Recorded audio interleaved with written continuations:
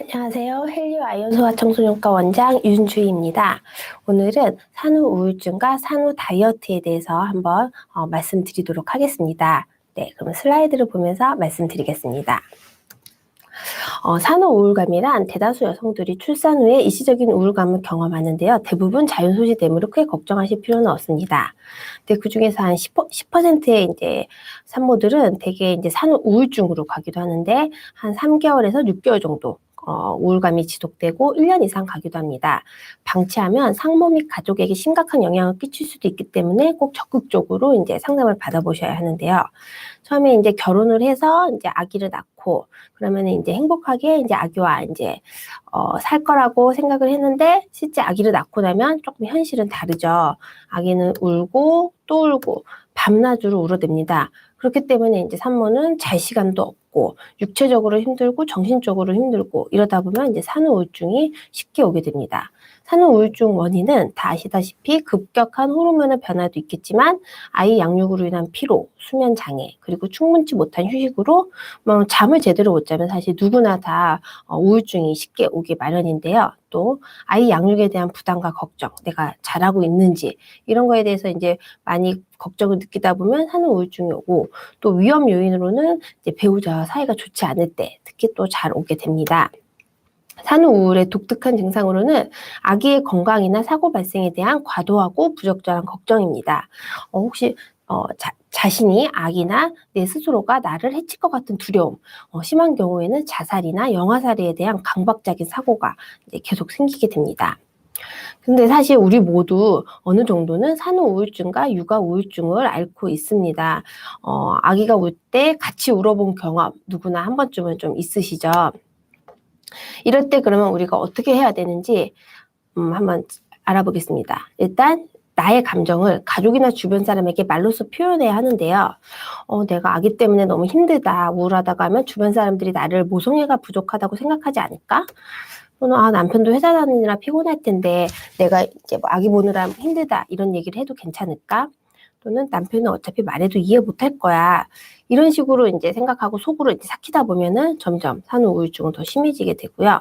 그렇기 때문에 이제 친한 사람들과 수다를 떨면서 스트레스를 풀어주셔야 됩니다. 그리고 배우자를 처음부터 아기 돌보는 일에 관여시키셔야 되는데요.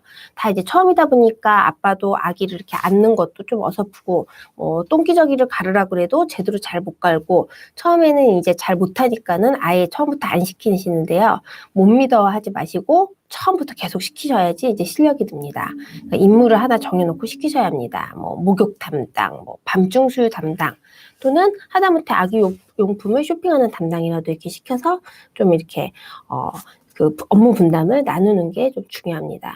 그리고 아기가 잘 때는 무조건 나만의 시간을 가져야 합니다. 보통 이제 아기가 자면 밀린 집안일을 하는데요. 그럼 집안일 다 하고 좀 쉬려고 하면 아기가 또 깨죠. 그러니까 아기가 잘 때는 무조건 쉬셔야 됩니다. 그럼 집안일은 언제 할까요? 남편이 오면 남편한테 아기 맡기고 그때 집안일을 하시면 됩니다.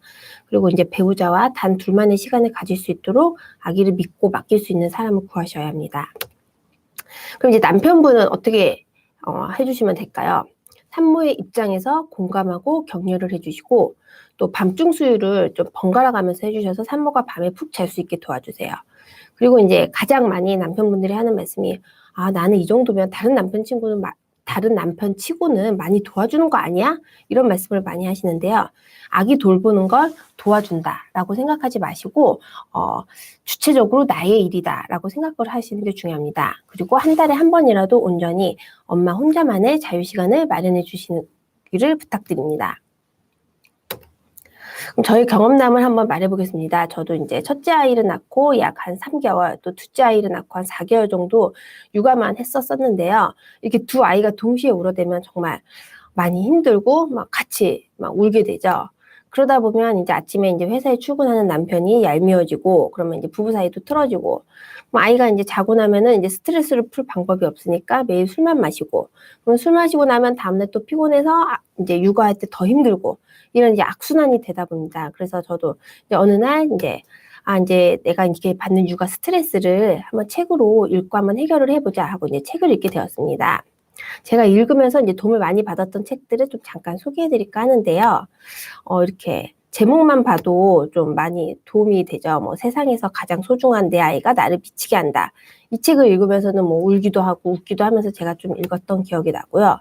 또 이제 어느 순간 이렇게 육아서를 읽다 보니까 약간 좀 식상해지기도 했습니다. 하루 종일 육아를 하는데 내가 아이들 잘 때까지도 육아서를 읽고 싶지는 않아서 저랑 같은 처지에 있는 이제 뭐 워킹맘이 쓴 이런 책들을 읽으면서 많이 이제 위안도 받고 또 공감도 하고 또 생각을 정리할 수 있는 계기가 되었습니다.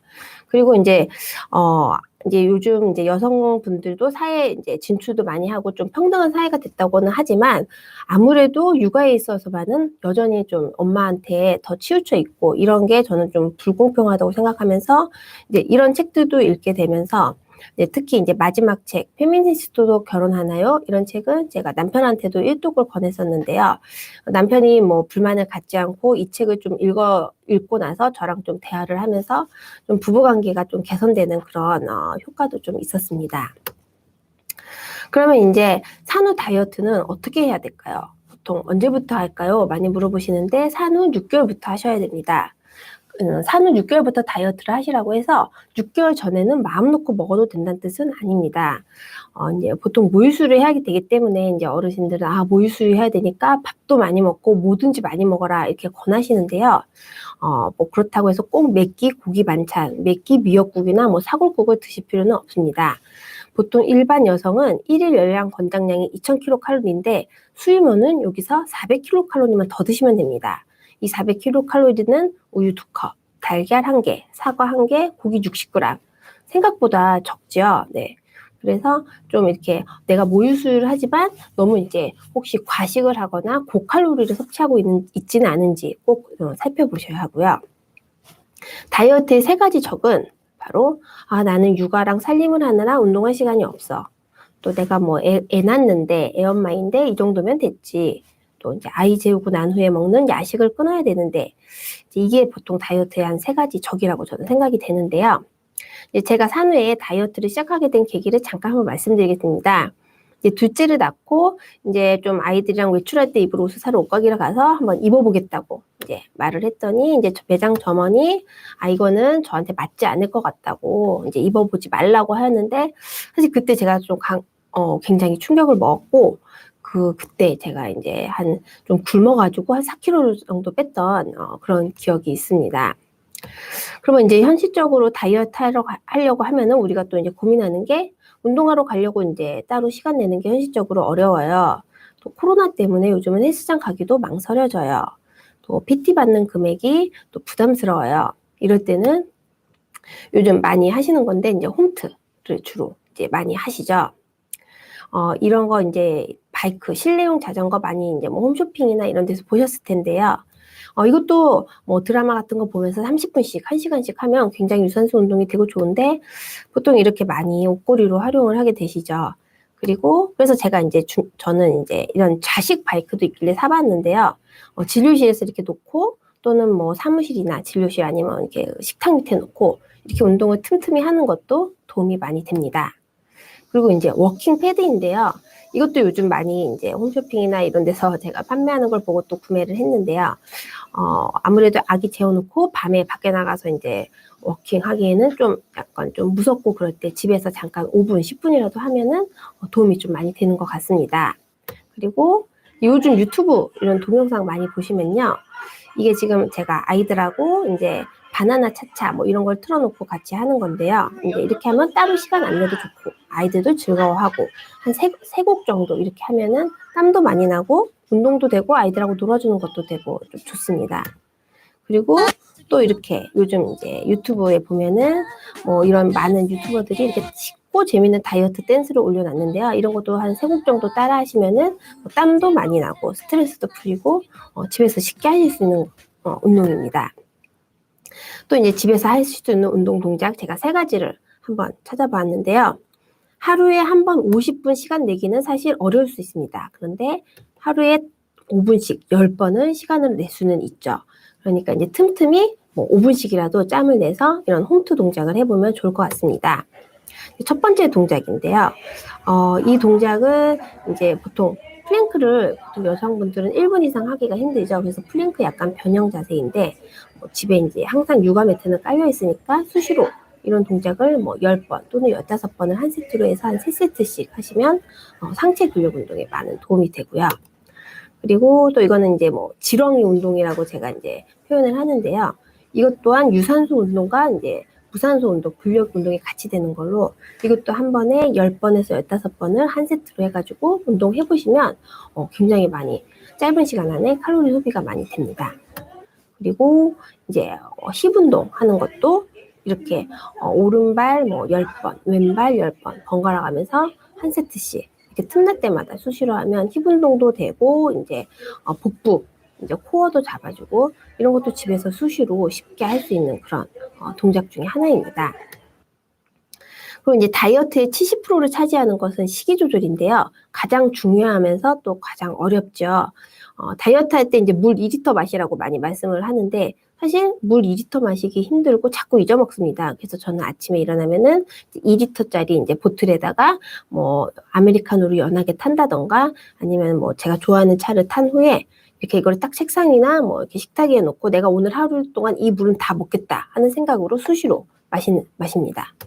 그리고 보통 이제 하루에 먹은 음식 일지를 적으라고 말씀을 드리는데요.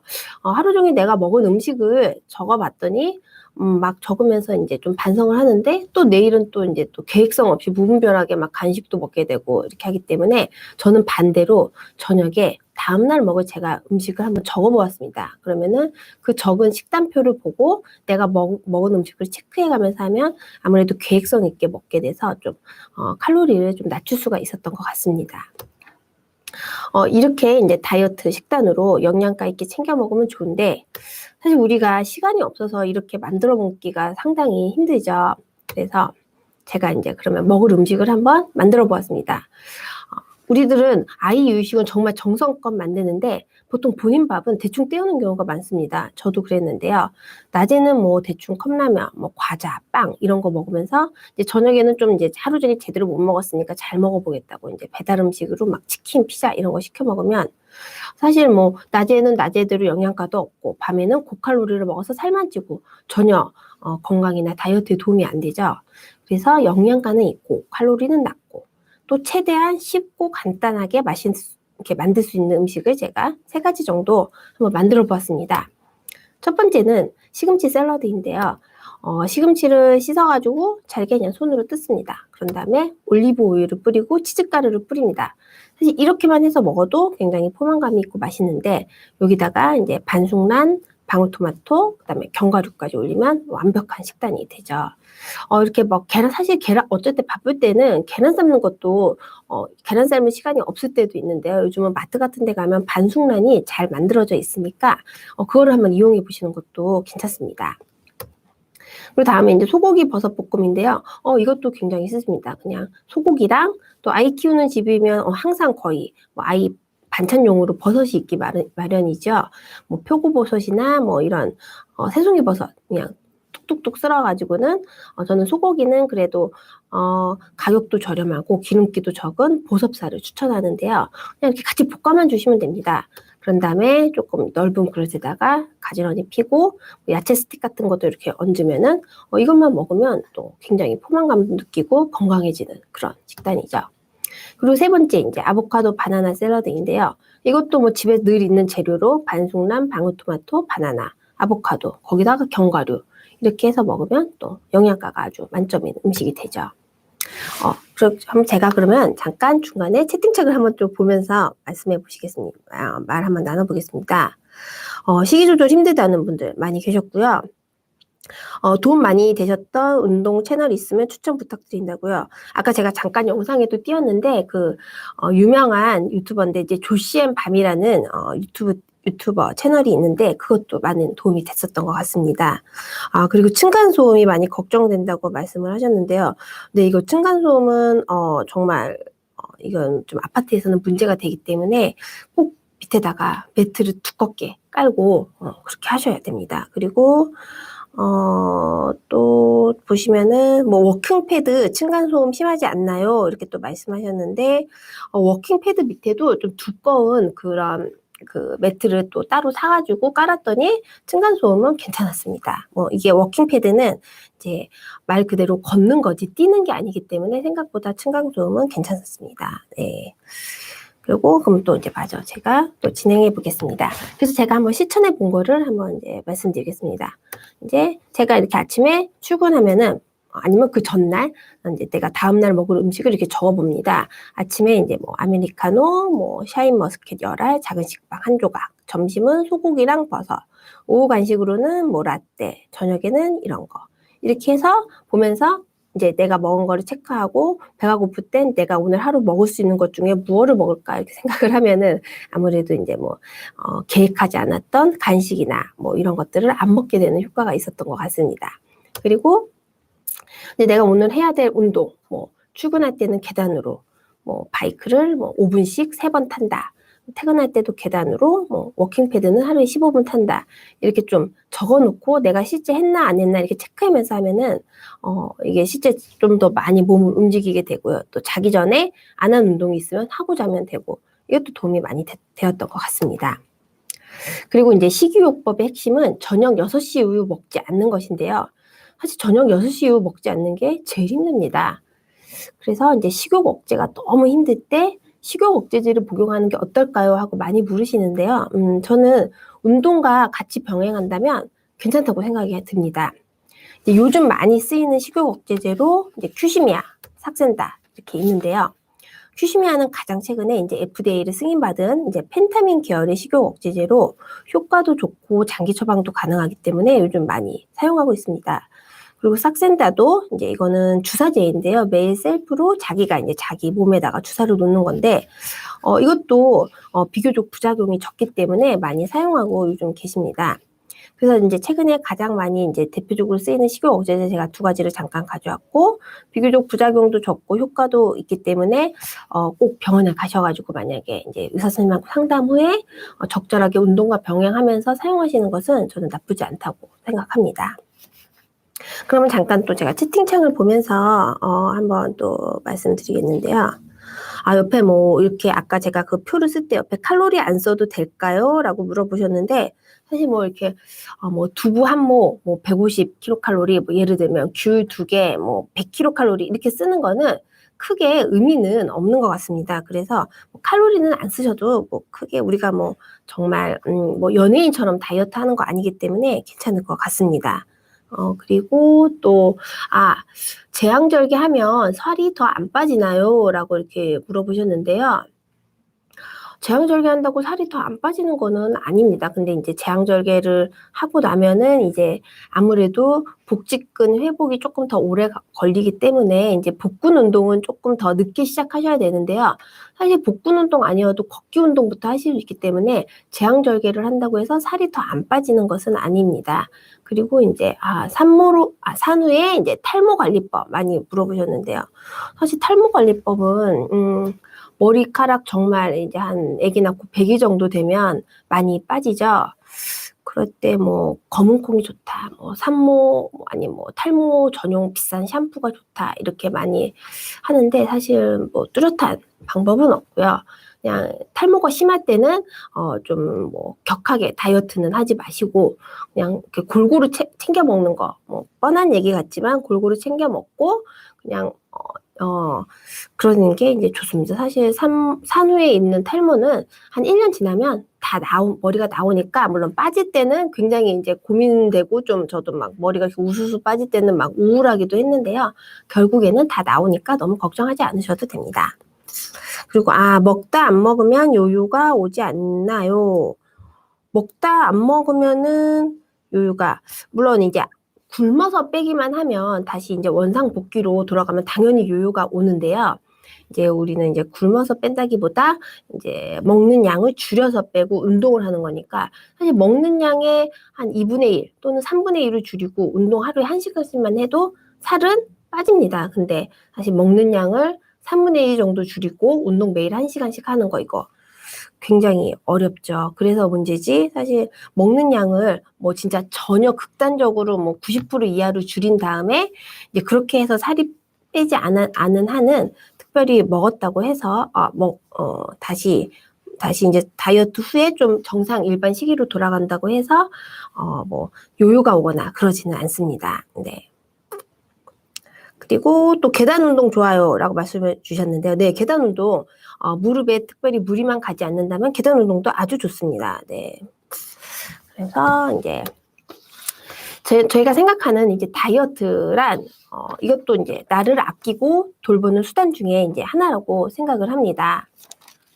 잠시만요. 아이고.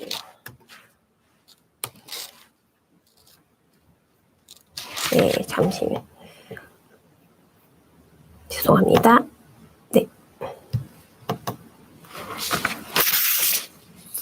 다이어트는 이제 나를 아끼고 돌보는 수단 중에 하나라고 저는 생각합니다. 누구나 아듯이 이제 다이어트는 왕도가 없고 방법은 사실 다 알고 있습니다. 건강한 음식으로 조금씩 자주 먹고 꾸준한 운동, 실천이 어렵죠.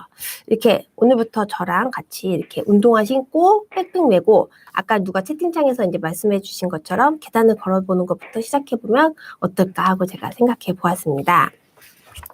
네, 그래서 오늘 제가 이제 준비한 거는 여기까지고요. 추가 질문 있으신 분들 있는지 제가 한번 또 보겠습니다.